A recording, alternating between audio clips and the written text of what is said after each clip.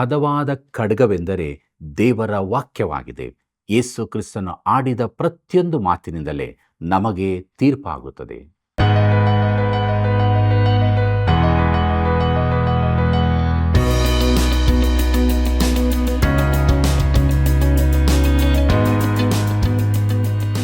ಆತ್ಮೀಯ ಸ್ನೇಹಿತರೆ, ನೀವೆಲ್ಲರೂ ಹೇಗಿದ್ದೀರಿ? ದಿನಾಲು ದೇವರ ವಾಕ್ಯದ ಮೂಲಕ ಆತ್ಮಿಕವಾದ ಆಶೀರ್ವಾದ ಹೊಂದಿಕೊಳ್ಳುತ್ತೀರಿ ಅಲ್ಲವೇ? ಯೇಸು ಕ್ರಿಸ್ತನು ಕ್ಷಮೆ ಪಡುವ ಸೇವಕನು ಎಂಬ ಪ್ರವಾದನೆ ಆತನ ಜೀವಿತದಲ್ಲಿ ನೆರವೇರಿತು. ಒಂದು ಜನಾಂಗ ಸೋತಿತು, ಆದರೆ ಆ ಜನಾಂಗದಿಂದ ಬಂದವನು ಜಯ ಹೊಂದಿದನು ಎಂಬ ಸತ್ಯಗಳನ್ನು ನಾವು ತಿಳಿದುಕೊಳ್ಳೋಣ. ಬನ್ನಿರಿ, ನಮ್ಮ ಅಧ್ಯಯನವನ್ನು ಪ್ರಾರಂಭಿಸೋಣ. ಪರಾತ್ಮರನ ಮೊರೆ ಹೊಕ್ಕಿರುವವನು ಸರ್ವಶಕ್ತನ ಆಶ್ರಯದಲ್ಲಿ ಸುರಕ್ಷಿತನಾಗಿರುವನು. ಕೀರ್ತನೆ 91, 1ನೇ ವಚನ. ಕರ್ತನಲ್ಲಿ ಪ್ರೀತಿಯುಳ್ಳ ಸಹೋದರ ಸಹೋದರಿಯರೇ, ನಮ್ಮ ರಕ್ಷಕನಾದ ಯೇಸು ಕ್ರಿಸ್ತನ ಅತಿ ಮಹಿಮೆಯ ನಾಮದಲ್ಲಿ ನಿಮ್ಮೆಲ್ಲರಿಗೂ ನನ್ನ ಹೃದಯಪೂರ್ವಕವಾದ ಪ್ರೀತಿಯ ವಂದನೆಗಳು. ದೇವರ ಆತ್ಮನ ನಡೆಸುವಿಕೆಯೊಂದಿಗೆ ದೇವರ ವಾಕ್ಯದ ಅಧ್ಯಯನದಲ್ಲಿ ನಾವು ಬಹು ಅಮೂಲ್ಯವಾದ ಸತ್ಯಗಳನ್ನು, ಆತ್ಮಿಕ ಆಶೀರ್ವಾದಗಳನ್ನು ಹೊಂದಿಕೊಂಡಿದ್ದೇವೆ. ಇವೆಲ್ಲವನ್ನು ನೆನಪು ಮಾಡಿಕೊಳ್ಳೋಣ. ಅದನ್ನು ನಮ್ಮದಾಗಿ ಮಾಡಿಕೊಂಡು ನಮ್ಮ ಅಧ್ಯಯನದಲ್ಲಿ ಮುಂದೆ ಸಾಗುವಾಗ ಯೆಶಾಯನ ಪ್ರವಾದನೆ ಗ್ರಂಥ 49ನೇ ಅಧ್ಯಾಯದ ಧ್ಯಾನವನ್ನು ಪ್ರಾರಂಭಿಸೋಣ. ಪ್ರಿಯರೇ, ಇದರ ಮುಖ್ಯ ಪ್ರಸ್ತಾಪ ಜಗತ್ತಿಗೆ ಕ್ರಿಸ್ತನ ವ್ಯಾಖ್ಯಾನ, ಇಸ್ರಾಯೇಲ್ಯರೊಂದಿಗೆ ಯೆಹೋವನ ಸಂವಾದ, ವಿಷಯ ಪಲ್ಲಟನೆ, ಇಸ್ರಾಯೇಲಿನ ಹಿಂಸಕರಿಗಾದ ದಂಡನೆ ಎಂಬುದಾಗಿದೆ. ಪ್ರೀತಿಯುಳ್ಳ ದೇವಜನರೇ, ಈ ಮೂರನೇ ಹಾಗೂ ಕೊನೆಯ ವಿಭಾಗದಲ್ಲಿ 3 ರೀತಿಯ ವಿಭಾಗಗಳಿದ್ದು, ಪ್ರತಿಯೊಂದು ದುಷ್ಟರಿಗೆ ಸಮಾಧಾನವೇ ಇಲ್ಲವೆಂದು ಯೆಹೋವನು ಅನ್ನುತ್ತಾನೆ ಎಂಬ ಮಾತಿನಿಂದ ಗುರುತಿಸಲ್ಪಡುತ್ತದೆ. ಮೊದಲನೇ ವಿಭಾಗದಲ್ಲಿ ಸೇವಕನ ಮೂಲಕ ಬರುವ ಸಂತೈಸುವಿಕೆಯನ್ನು ನೋಡಿದೆವು.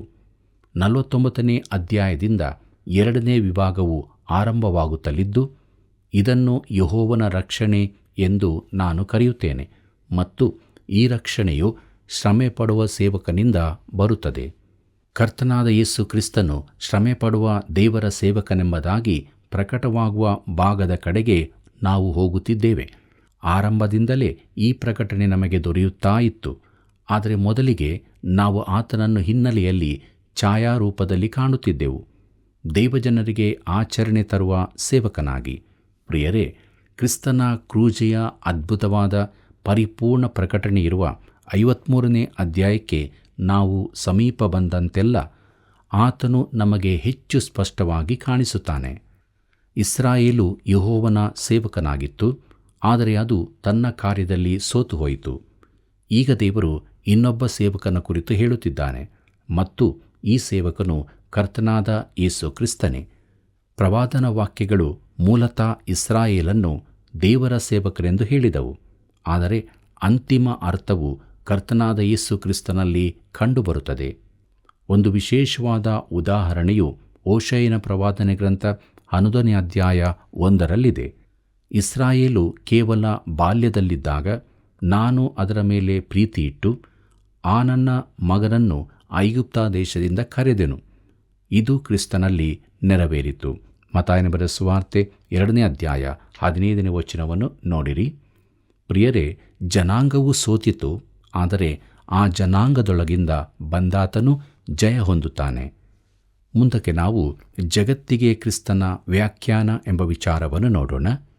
ಪ್ರಿಯರೇ, ಈ ಅಧ್ಯಾಯವನ್ನು ನಾವು ತೆರೆಯುವಾಗ ಕ್ರಿಸ್ತನು ಲೋಕಕ್ಕೆ ನೀಡಿದ, ಗಲಿಲಾಯದಲ್ಲಿ ಆತನು ತನ್ನ 12 ಮಂದಿ ಅಪೊಸ್ತಲರಿಗೆ ಮಾಡಿದಂತಹ ಪ್ರವಚನವನ್ನು ಕೇಳಲಿದ್ದೇವೆ. ಈ ಅಧ್ಯಾಯದಲ್ಲಿ ಕ್ರಿಸ್ತನು ಲೋಕದ ರಕ್ಷಕನಾಗಿ ಕಂಡುಬರುತ್ತಾನೆ. ಈ ಕಾರ್ಯದಲ್ಲಿ ಇಸ್ರಾಯೇಲನ್ನು ಮರೆತಿಲ್ಲ.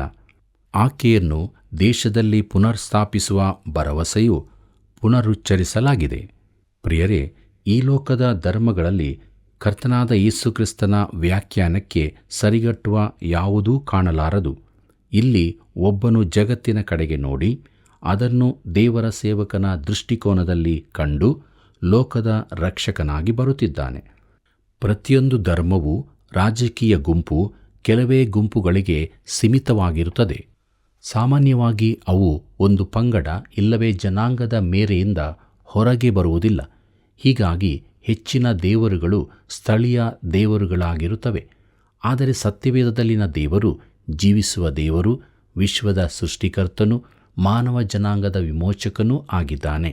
ಈ ಸತ್ಯಾಂಶವು ನಮ್ಮೆದುರಿನ ಈ ವ್ಯಾಖ್ಯಾನವನ್ನು ಅತಿ ಮಹತ್ವದನ್ನಾಗಿಸುತ್ತದೆ. ಯೆಶಾಯನ ಪ್ರವಾದನೆ ಗ್ರಂಥ 49ನೇ ಅಧ್ಯಾಯ 1ನೇ ವಚನವನ್ನು ಗಮನಿಸಿರಿ. ಅಲ್ಲಿ ನಾವು ಹೀಗೆ ನೋಡುತ್ತೇವೆ: ದ್ವೀಪ ನಿವಾಸಿಗಳೇ, ನನ್ನ ಕಡೆಗೆ ಕಿವಿಗೊಡಿರಿ, ದೂರದ ಜನಾಂಗಗಳೇ ಆಲಿಸಿರಿ. ನಾನು ಗರ್ಭದಲ್ಲಿದ್ದಾಗಲೇ ಯೆಹೋವನು ನನ್ನನ್ನು ಕರೆದನು, ತಾಯಿಯ ಉದರದಲ್ಲಿದ್ದಂದಿನಿಂದಲೂ ನನ್ನ ಹೆಸರನ್ನು ಹೇಳುತ್ತಿದ್ದಾನೆ. ಕರ್ತನಲ್ಲಿ ಪ್ರಿಯರೇ, ಕ್ರಿಸ್ತನು ಲೋಕದ ಜನಾಂಗಗಳೆಲ್ಲರೂ ಕೇಳಬೇಕೆಂದು ಕರೆ ಕೊಡುತ್ತಿದ್ದಾನೆ. ಆತನು ಹುಟ್ಟುವುದಕ್ಕಿಂತ ಮೊದಲೇ ಯೇಸು ಎಂಬ ಹೆಸರು ಆತನಿಗೆ ಕೊಡಲ್ಪಟ್ಟಿತ್ತು ಮತ್ತು ಈ ನಾಮವು ರಕ್ಷಕನ ಹೆಸರಾದ್ದರಿಂದ ಲೋಕಕ್ಕೆಲ್ಲ ಈ ಹೆಸರು ತಿಳಿಸಲ್ಪಡಬೇಕಿತ್ತು. ಲೋಕಕ್ಕೆ ರಕ್ಷಕನೊಬ್ಬನ ಅಗತ್ಯಕತೆ ಇದೆ. ಮುಂದಕ್ಕೆ ನೋಡೋಣ. ಯೆಶಾಯನ ಪ್ರವಾದನೆ ಗ್ರಂಥ 49ನೇ ಅಧ್ಯಾಯ 2ನೇ ವಚನವನ್ನು. ಅಲ್ಲಿ ನಾವು ಹೀಗೆ ನೋಡುತ್ತೇವೆ: ನನ್ನ ಬಾಯನ್ನು ಹದವಾದ ಖಡ್ಗವನ್ನಾಗಿ ಮಾಡಿ ತನ್ನ ಕೈಯ ನೆರಳಿನಲ್ಲಿ ನನ್ನನ್ನು ಹುದುಗಿಸಿದ್ದಾನೆ. ನನ್ನನ್ನು ಚೂಪಾದ ಬಾಣವನ್ನಾಗಿ ರೂಪಿಸಿ ತನ್ನ ಬತ್ತಲಿಕೆಯಲ್ಲಿ ಮುಚ್ಚಿಟ್ಟಿದ್ದಾನೆ ಎಂಬುದಾಗಿ. ಪ್ರೀತಿಯುಳ್ಳ ದೇವಜನರೇ, ಆತನ ಬಾಯಿಂದ ಹೊರಟ ಹದವಾದ ಖಡ್ಗವೆಂದರೆ ದೇವರ ವಾಕ್ಯವಾಗಿದೆ. ಆತನು ಈ ಲೋಕದಲ್ಲಿ ಜೀವಿಸಿದ್ದಾಗ ಆತನಿಗಿದ್ದ ವಿರೋಧಿಗಳು, ಈ ಮನುಷ್ಯನು ಮಾತನಾಡುವ ರೀತಿಯಲ್ಲಿ ಯಾರೂ ಎಂದೂ ಮಾತಾಡಿದ್ದಿಲ್ಲ ಎಂದು ಉತ್ತರ ಕೊಟ್ಟರು. ಯೋಹಾನ ಬರೆದ ಸುವಾರ್ತೆ 7ನೇ ಅಧ್ಯಾಯ 46ನೇ ವಚನದಲ್ಲಿ ಇದನ್ನು ನಾವು ನೋಡುತ್ತೇವೆ. ಪ್ರಿಯರೇ, ಈತನ ಪ್ರಕಟಣೆಯು ಈ ಮಾತುಗಳಿಂದ ಪೂರ್ಣಗೊಳ್ಳುತ್ತದೆ. ಜನಾಂಗಗಳನ್ನು ಹೊಡೆಯುವುದಕ್ಕಾಗಿ ಹದವಾದ ಕತ್ತಿಯು ಆತನ ಬಾಯಿಯಿಂದ ಬರುತ್ತದೆ. ಪ್ರಕಟಣೆ 19ನೇ ಅಧ್ಯಾಯ 15ನೇ ವಚನವನ್ನು ಗಮನಿಸಿರಿ. ಪ್ರಿಯರೇ, ಅದು ದೇವರ ವಾಕ್ಯದಿಂದ ಜನಾಂಗಗಳಿಗಾಗುವ ಖಂಡನೆ. ಮುಂದಕ್ಕೆ ನಾವು ಆತನ ಪರಿಚಯ ಎಂಬ ವಿಚಾರವನ್ನು ನೋಡೋಣ. ಯೆಶಾಯನ ಪ್ರವಾದನೆ ಗ್ರಂಥ 49ನೇ ಅಧ್ಯಾಯ 3ನೇ ವಚನ ಹೀಗೆ ಹೇಳುತ್ತದೆ: ಆತನು ನನಗೆ, ನೀನು ನನ್ನ ಸೇವಕನು, ನಾನು ಪ್ರಭಾವ ಹೊಂದಬೇಕಾದ ಇಸ್ರಾಯೇಲು ಆಗಿದ್ದೀ ಎಂದು ಹೇಳಿದನು ಎಂಬುದಾಗಿ. ಪ್ರಿಯರೇ, ಇದು ಇಸ್ರಾಯೇಲಿನ ವಿಚಾರದಲ್ಲೂ ಸತ್ಯವಾಗಿದೆ, ಕ್ರಿಸ್ತನ ವಿಚಾರದಲ್ಲೂ ಸತ್ಯವೇ. ಈ ವಿಶೇಷವಾದ ಮಾತನ್ನು ಗಮನಿಸಿರಿ. ಯೆಶಾಯನ ಪ್ರವಾದನೆ ಗ್ರಂಥ 49ನೇ ಅಧ್ಯಾಯ 4ನೇ ವಚನ ಹೀಗೆ ಹೇಳುತ್ತದೆ: ಅದಕ್ಕೆ ನಾನು, ನನ್ನ ಪ್ರಯಾಸವು ವ್ಯರ್ಥ, ನನ್ನ ಶಕ್ತಿಯನ್ನೆಲ್ಲ ವ್ಯಯ ಮಾಡಿದ್ದು ಹಾಳೆ, ಬರೀ ಗಾಳಿಯೇ. ಆದರೂ ನನ್ನ ನ್ಯಾಯವು ಯೆಹೋವನಲ್ಲಿದೆ, ನನಗೆ ಲಾಭವು ನನ್ನ ದೇವರಿಂದಲೇ ಆಗುವುದು ಅಂದುಕೊಂಡೆನು ಎಂಬುದಾಗಿ. ಪ್ರೀತಿಯುಳ್ಳ ಸಹೋದರ ಸಹೋದರಿಯರೇ, ಕರ್ತನು ತಿರಸ್ಕರಿಸಲ್ಪಟ್ಟರೂ ಆತನು ವ್ಯರ್ಥವಾಗಿ ಪ್ರಯಾಸಪಟ್ಟಂತೆ ಕಂಡುಬಂದರೂ ಆತನ ಭರವಸವು ದೇವರಲ್ಲಿಯೇ ಇದೆ. ಕರ್ತನಾದ ಯೇಸು ಕ್ರಿಸ್ತನ ಮರಣವೂ ಕೂಡ ಒಂದು ಜಯವೇ ಆಗಿದೆ. ವಾಸ್ತವವಾಗಿ ಪ್ರಶಸ್ತ ಜಗತ್ತು ಕಂಡ ಅತ್ಯಂತ ಶ್ರೇಷ್ಠವಾದ ವಿಜಯವು ಅದಾಗಿದೆ. ಈ ಭಾಗದಲ್ಲಿನ ಪ್ರಾಮುಖ್ಯತೆ ಶ್ರಮ ತಾಳುವ ಸೇವಕನದಾಗಿದೆ. ಆತನ ಪ್ರಥಮ ಆಗಮನದಲ್ಲಿ ಆತನು ಇಸ್ರಾಯೇಲರನ್ನು ಒಟ್ಟುಗೂಡಿಸಲಿಲ್ಲ, ಯಾಕಂದರೆ ಅವರು ಆತನನ್ನು ತಿರಸ್ಕರಿಸಿದ್ದರು. ಆದರೆ ಆ ಸಮಯದಲ್ಲಿ ಆತನು ಇನ್ನೂ ವಿಶೇಷವಾದದ್ದನ್ನು ಮಾಡಿದನು. ಆತನು ಲೋಕಕ್ಕೆ ರಕ್ಷಣೆಯನ್ನು ತಂದುಕೊಟ್ಟನು. ಆದ್ದರಿಂದಲೇ ಮಾನವನ ಚಿಕ್ಕ ಚಿಕ್ಕ ಕಾರ್ಯಗಳಿಂದಾಗಿ ದೇವರ ಉದ್ದೇಶಗಳು ಬದಲಾಗಲಿಲ್ಲ. ಯೆಶಾಯನ ಪ್ರವಾದನೆ ಗ್ರಂಥ 49ನೇ ಅಧ್ಯಾಯ 5ನೇ ವಚನವನ್ನು ಗಮನಿಸಿರಿ. ಅಲ್ಲಿ ಹೀಗೆ ಬರೆದದೆ: ಆಹಾ, ನಾನು ಯೆಹೋವನ ದೃಷ್ಟಿಯಲ್ಲಿ ಮಾನ್ಯನು, ನನ್ನ ದೇವರೇ ನನಗೆ ಬಲವು. ಯಾಕೋಬನ್ನು ತನಗೆ ಸೇರಿಸಿಕೊಳ್ಳಬೇಕೆಂತಲೂ ಇಸ್ರಾಯೇಲು ತನ್ನ ಕಡೆಗೆ ಕೂಡಿ ಬರಬೇಕೆಂತಲೂ ಆತನು ಗರ್ಭದಲ್ಲಿಯೇ ನನ್ನನ್ನು ತನ್ನ ಸೇವಕನನ್ನಾಗಿ ರೂಪಿಸಿದನಲ್ಲವೇ ಎಂಬುದಾಗಿ. ಪ್ರೀತಿಯುಳ್ಳ ದೇವಜನರೇ, ಈ ವಾಕ್ಯವು ಸತ್ಯವೇದದಲ್ಲಿನ ಅತಿ ಮಹತ್ವದ ವಾಕ್ಯವೆಂದು ನಾನು ನಿಮಗೆ ತಿಳಿಸುತ್ತೇನೆ. ಯೆಶಾಯನ ಪ್ರವಾದನೆ ಗ್ರಂಥ 49ನೇ ಅಧ್ಯಾಯ 7ನೇ ವಚನವನ್ನು ಗಮನಿಸಿರಿ. ಅಲ್ಲಿ ನಾವು ಹೀಗೆ ನೋಡುತ್ತೇವೆ: ಮನಪೂರ್ವಕವಾಗಿ ತಿರಸ್ಕರಿಸಲ್ಪಟ್ಟವನು, ಅನ್ಯ ಜನಾಂಗಕ್ಕೆ ಅಸಹ್ಯನು, ಜನರೊಡೆಯರ ಸೇವಕನು ಆದವನಿಗೆ ಇಸ್ರಾಯೇಲಿನ ವಿಮೋಚಕನು, ಸದಮಲ ಸ್ವಾಮಿಯೂ ಆದ ಯೆಹೋವನು ಹೀಗೆ ಹೇಳುತ್ತಾನೆ: ಯೆಹೋವನ ಪ್ರಾಮಾಣಿಕತೆಯನ್ನು, ಇಸ್ರಾಯೇಲಿನ ಸದಮಲ ಸ್ವಾಮಿಯು ನಿನ್ನನ್ನು ಪರಿಗ್ರಹಿಸಿರುವುದನ್ನು ಅರಸರು ನೋಡಿ ಎದ್ದು ನಿಲ್ಲುವರು, ಅಧಿಪತಿಗಳು ಅಡ್ಡ ಬೀಳುವರು, ಇದೇ ಯೆಹೋವನ ನುಡಿ ಎಂಬುದಾಗಿ. ಪ್ರೀತಿಯುಳ್ಳ ದೇವಜನರೇ, ಪೌಲನು ಇದನ್ನು ಹೀಗೆ ಹೇಳಿದ್ದಾನೆ: ಅವರು ಬಿದ್ದು ಹೋದದ್ದು ಸರ್ವಲೋಕದ ಭಾಗ್ಯಕ್ಕೂ ಅವರು ಸೋತು ಹೋದದ್ದು ಅನ್ಯಜನಗಳ ಭಾಗ್ಯಕ್ಕೂ ಮಾರ್ಗವಾಗಿರಲಾಗಿ ಅವರ ಪೂರ್ಣ ಪುನಃಸ್ಥಾಪನೆಯು ಎಷ್ಟೋ ಹೆಚ್ಚಾಗಿ ಭಾಗ್ಯಕ್ಕೆ ಕಾರಣವಾಗುವುದು ಎಂಬುದಾಗಿ. ಇದನ್ನು ನಾವು ರೋಮಾಪುರದವರಿಗೆ ಬರೆದ ಪತ್ರಿಕೆ 11ನೇ ಅಧ್ಯಾಯ 2ನೇ ವಚನದಲ್ಲಿ ಓದುತ್ತೇವೆ. ಕರ್ತನಲ್ಲಿ ಪ್ರಿಯರೇ, ಇಸ್ರಾಯೇಲ್ಯರು ಕ್ರಿಸ್ತನನ್ನು ತಿರಸ್ಕರಿಸಿದ್ದರಿಂದಾಗಿ ಸುವಾರ್ತೆಯು ಲೋಕದ ಕಟ್ಟಕಡೆಗೂ ಹರಡಿತು. ಮುಂದೆ ಒಂದು ದಿನ ದೇವರು ಇಸ್ರಾಯೇಲನ್ನು ಒಂದುಗೂಡಿಸುವಾಗ ಅದೆಷ್ಟು ಅದ್ಭುತವಿದ್ದೀತು. ಕರ್ತನಲ್ಲಿ ಪ್ರಿಯರೇ, ಮುಂದಕ್ಕೆ ಇಸ್ರಾಯೇಲ್ಯರೊಂದಿಗೆ ಯೆಹೋವನ ವಾದ ಎಂಬ ವಿಚಾರವನ್ನು ನೋಡೋಣ. ಇಸ್ರಾಯೇಲ್ಯರ ಪುನಃಸ್ಥಾಪನೆಯ ಕುರಿತಾಗಿ ಯೆಹೋವನು ಇಸ್ರಾಯೇಲ್ಯರೊಂದಿಗೆ ಮಾಡುವ ವಾದದ ಈ ಭಾಗದಲ್ಲಿ ಕೆಲವು ವಚನಗಳನ್ನು ಮಾತ್ರ ಎತ್ತಿ ವಿವರಿಸುತ್ತೇನೆ. ಯೆಶಾಯನ ಪ್ರವಾದನ ಗ್ರಂಥ 49ನೇ ಅಧ್ಯಾಯ 8ನೇ ವಚನವನ್ನು ಗಮನಿಸಿರಿ. ಅಲ್ಲಿ ಹೀಗೆ ನೋಡುತ್ತೇವೆ: ಇದೇ ಯೆಹೋವನ ನುಡಿ. ಈ ಪ್ರಸನ್ನತೆಯ ಕಾಲದಲ್ಲಿ ನಿನಗೆ ಸದುತ್ತರವನ್ನು ದಯಪಾಲಿಸಿದ್ದೇನೆ. ನಾನು ನಿನ್ನನ್ನು ಕಾಪಾಡುತ್ತಾ ನನ್ನ ಜನರಿಗೆ ಒಡಂಬಡಿಕೆಯ ಆಧಾರವನ್ನಾಗಿ ನೇಮಿಸಿ, ಬಂದಿಗಳಿಗೆ ಹೊರಟು ಹೋಗಿರಿ, ಕತ್ತಲಲ್ಲಿರುವವರಿಗೆ ಬೆಳಕಿಗೆ ಹೊರಡಿರಿ ಎಂದು ಅಪ್ಪಣೆ ಕೊಟ್ಟು, ಹಾಳಾಗಿದ್ದ ಸ್ವಾಸ್ಥ್ಯಗಳನ್ನು ಅವರಿಗೆ ಹಂಚಿ ದೇಶವನ್ನು ಜೀರ್ಣೋದ್ಧಾರ ಮಾಡುವೆನು ಎಂಬುದಾಗಿ. ಪ್ರೀತಿಯುಳ್ಳ ದೇವಜನರೇ, ದೇವರು ಕ್ರಿಸ್ತನ ಪ್ರಾರ್ಥನೆಯನ್ನು ಕೇಳಿದನು. ಆ ಜನಾಂಗವು ಕ್ರೂಜಿಗೆ ಹಾಕಿದಾತನ ಮುಂದೆ ಅರಸರು ಕುಗ್ಗುವರು, ಪ್ರತಿಯೊಬ್ಬರ ಮೊಣಕಾಲುಗಳು ಬಗ್ಗುವವು, ಎಲ್ಲರೂ ಆತನ ಒಡೆತನವನ್ನು ಒಪ್ಪಿಕೊಳ್ಳುವರು. ಯೆಶಾಯನ ಪ್ರವಾದನೆ ಗ್ರಂಥ 49ನೇ ಅಧ್ಯಾಯ 13ನೇ ವಚನ ಹೀಗೆ ಹೇಳುತ್ತದೆ: ಆಕಾಶವೇ ಹರ್ಷಧ್ವನಿಗೈ, ಭೂಮಿಯೇ ಉಲ್ಲಾಸಗೊಳ್ಳು, ಪರ್ವತಗಳೇ ಕೋಲಾಹಲ ಮಾಡಿರಿ. ಯೆಹೋವನು ತನ್ನ ಪ್ರಜೆಯನ್ನು ಸಂತೈಸಿ ದಿಕ್ಕಿಲ್ಲದ ತನ್ನ ಜನರನ್ನು ಕರುಣಿಸುತ್ತಿದ್ದಾನೆ ಎಂಬುದಾಗಿ. ಪ್ರೀತಿಯುಳ್ಳ ಸಹೋದರ ಸಹೋದರಿಯರೇ, ಭೂಲೋಕದಲ್ಲಿನ ದೇವರ ಉದ್ದೇಶಗಳು ಇಸ್ರಾಯೇಲ್ ಜನಾಂಗದ ಸುತ್ತ ಕೇಂದ್ರೀಕೃತವಾಗಿವೆ. ಅವರು ಸ್ವದೇಶಕ್ಕೆ ಹಿಂದಿರುಗಿದಾಗ ಆಕಾಶ ಭೂಮಿಗಳೆರಡೂ ಹರ್ಷಧ್ವನಿಗೈಯಬಹುದು. ಆದರೆ ಈಗ ಜಗತ್ತು ಯಾವುದೂ ಸಮಸ್ಥಿತಿಯಲ್ಲಿರುವುದಿಲ್ಲ. ಇಸ್ರಾಯೇಲು ತಮ್ಮ ದೇಶದಲ್ಲಿ ಸೇರಿಕೊಳ್ಳಬೇಕು, ಆಶೀರ್ವಾದದ ಸ್ಥಳದಲ್ಲಿ ದೇವರನ್ನು ಸೇವಿಸುತ್ತಾ ಇರಬೇಕು. ಈಗ ಹಾಗಿರುವುದಿಲ್ಲ. ಪ್ರಿಯರೇ, ಸಭೆಯು ಕ್ರಿಸ್ತನೊಂದಿಗೆ ಪರಲೋಕದಲ್ಲಿರಬೇಕು. ಆದರೆ ಈಗ ಸಭೆಯು ಇನ್ನೂ ಭೂಮಿಯ ಮೇಲಿದೆ. ಸೈತಾನನು ನರಕದಲ್ಲಿರಬೇಕು. ಆದರೆ ಈಗ ಅವನು ಯಾರನ್ನು ನುಂಗಲಿ ಎಂದು ಹುಡುಕುತ್ತಾ ತಿರುಗುತ್ತಿದ್ದಾನೆ. ಕರ್ತನಾದ ಯೇಸು ಭೂಲೋಕದ ಸಿಂಹಾಸನದ ಮೇಲೆ ಕುಳಿತಿರಬೇಕು, ಲೋಕವನ್ನಾಳುತ್ತಿರಬೇಕು. ಆದರೆ ಈಗ ಆತನು ದೇವರ ಬಲಗಡೆಯಲ್ಲಿದ್ದಾನೆ. ಅನೇಕ ಸಂಗತಿಗಳು ಸರಿಪಡಿಸಲ್ಪಡಬೇಕಾಗಿದೆ.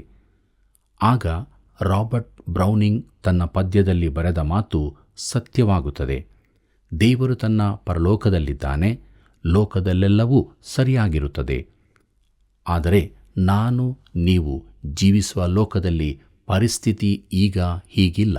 ಇಸ್ರಾಯೇಲ್ಯರು ಕೂಡ ತಾವು ದೇವರಿಂದ ಕೈ ಬಿಡಲ್ಪಟ್ಟಿದ್ದೇವೆಂದು ನೆನೆಸುತ್ತಾರೆ. ಯೆಶಾಯನ ಪ್ರವಾದನೆ ಗ್ರಂಥ 49ನೇ ಅಧ್ಯಾಯ 14ನೇ ವಚನದಿಂದ 16ನೇ ವಚನದವರೆಗೆ ಗಮನಿಸಿರಿ.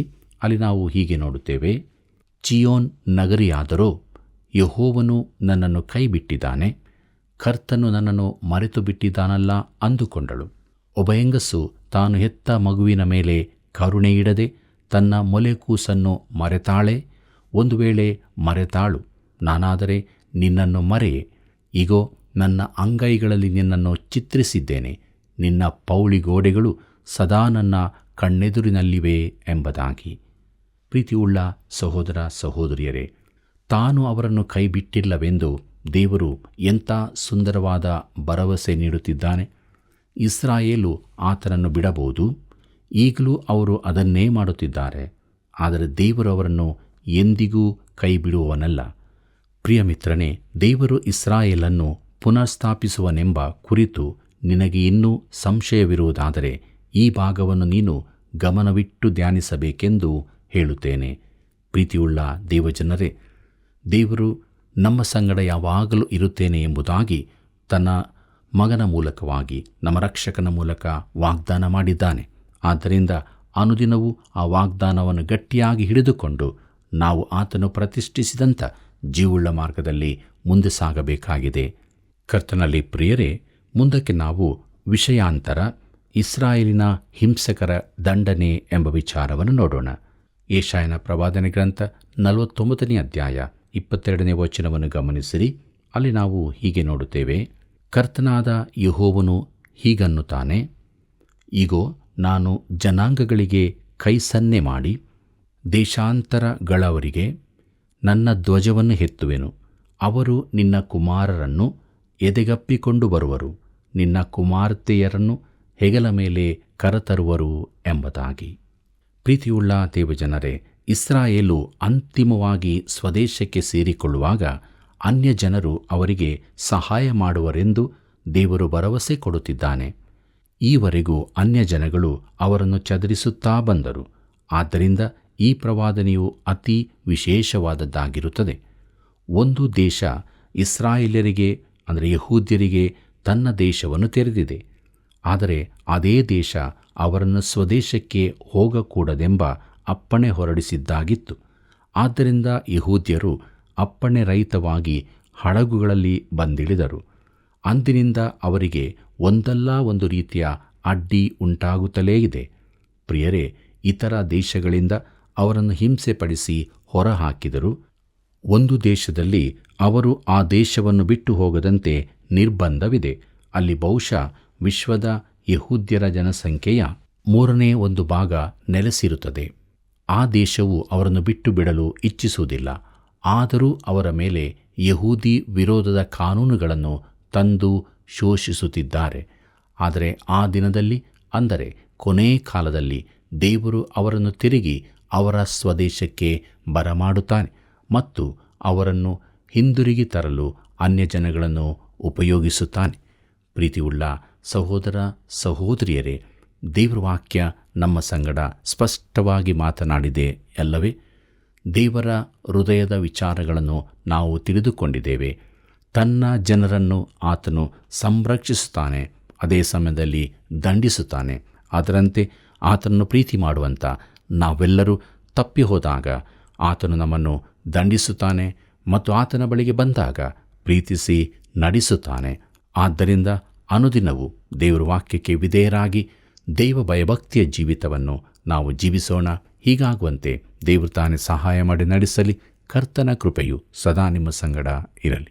ಪ್ರಿಯರೇ, ದುಷ್ಟರಿಗೆ ಸಮಾಧಾನವೇ ಇಲ್ಲ ಎಂಬ ದೇವರ ಮಾತುಗಳು ಈ ಹೊತ್ತಿಗೂ ನೆರವೇರಲ್ಪಡುತ್ತಿದೆ. ಯಾರು ಯೇಸು ಕ್ರಿಸ್ತನನ್ನು ಸ್ವಂತ ರಕ್ಷಕನನ್ನಾಗಿ ಅಂಗೀಕರಿಸುತ್ತಾರೋ ಅವರ ಜೀವಿತದಲ್ಲಿ ನಿಜವಾದ ದೈವಿಕ ಸಮಾಧಾನವಿರುತ್ತದೆ. ಆದುದರಿಂದ ದೈವಿಕ ಸಮಾಧಾನವನ್ನು ಹೊಂದಿಕೊಂಡು ಕ್ರಿಸ್ತ ನಂಬಿಕೆಯ ಜೀವಿತವನ್ನು ನಾವೆಲ್ಲರೂ ಜೀವಿಸೋಣ. ಪ್ರಾರ್ಥನೆ ಮಾಡೋಣ. ಪರಿಶುದ್ಧನು ಕೃಪಾ ಸಂಪೂರ್ಣನಾಗಿರುವಂಥ ನಮ್ಮ ರಕ್ಷಕನಾದ ಯೇಸು ಸ್ವಾಮಿಯಲ್ಲಿ ತಂದೆಯಾದ ದೇವರೇ, ನಿನ್ನ ಬಳಿಗೆ ನಾವು ಬಂದಿದ್ದೇವೆ ಸ್ವಾಮಿ. ನಮ್ಮ ಜೀವಿತ ನಿನಗೆ ಚೆನ್ನಾಗಿ ಗೊತ್ತಿದೆ. ಸಮಾಧಾನವಿಲ್ಲದೆ ಚಿಂತಾಭಾರವುಳ್ಳವರಾಗಿರುವುದಾದರೆ ಈ ಕೃಪಾ ಗಳಿಗೆಯಲ್ಲಿ ನಮ್ಮನ್ನು ಕರುಣಿಸು. ನಿನ್ನ ವಾಕ್ಯಗಳಿಂದ ತುಂಬಿಸು. ನಿನ್ನ ದಿವ್ಯ ಸಮಾಧಾನವನ್ನು ಅನುಗ್ರಹಿಸಿಕೊಡು. ದೇವರು, ಯಾರ್ಯಾರು ನಿನ್ನ ಬಳಿ ಯಥಾರ್ಥವಾಗಿ ಬೇಡುತ್ತಾ ಇದ್ದಾರೋ ಅವರ ಪ್ರಾರ್ಥನೆಗಳನ್ನು ಆಲಿಸಿ ನಿನ್ನಾತ್ಮನ ಬಲವನ್ನು ಕೊಟ್ಟು ನಿನ್ನಲ್ಲಿರುವಂಥ ಶಾಂತಿಯನ್ನು ಅನುಗ್ರಹಿಸಿ ನಿರೀಕ್ಷೆ ಜೀವಿತದಲ್ಲಿ ನಡೆಸು. ಯೇಸುವಿನ ನಾಮದಲ್ಲಿ ಬೇಡಿದ್ದೇವೆ ತಂದೆಯೇ, ಆಮೆನ್. ಪ್ರಿಯ ವೀಕ್ಷಕರೇ, ಪ್ರತಿದಿನವೂ ಕಾರ್ಯಕ್ರಮ ವೀಕ್ಷಿಸಿ ಬಲ ಹೊಂದುತ್ತಿರುವ ನೀವೆಲ್ಲರೂ ಇತರರಿಗೂ ಈ ಕಾರ್ಯಕ್ರಮದ ಬಗ್ಗೆ ತಿಳಿಸಿ ಕರೆ ಮಾಡಲು ಪ್ರೋತ್ಸಾಹಿಸಿರಿ. ಮುಂದಿನ ಕಾರ್ಯಕ್ರಮದಲ್ಲಿ ಮತ್ತೆ ಸಂಧಿಸೋಣ. ವಂದನೆಗಳು.